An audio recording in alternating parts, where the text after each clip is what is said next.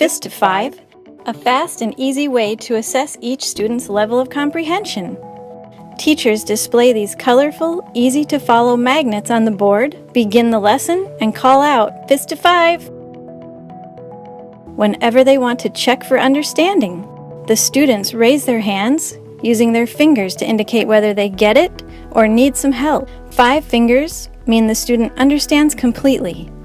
4 fingers mean the student mostly understands. 3 means the student understands pretty well. 2 fingers mean the student needs more practice and examples. 1 finger means the student needs help. And a fist means the student doesn't understand at all. Teachers can instantly assess the student's level of comprehension, or pairing a student who understands the concept with another who needs some help. Display the header and magnets horizontally or vertically. Either way, these big, bright, bold magnets create a colorful addition to your board year-round and can be seen from anywhere in the room. And the magnets are durable and flexible, so you can use them year after year.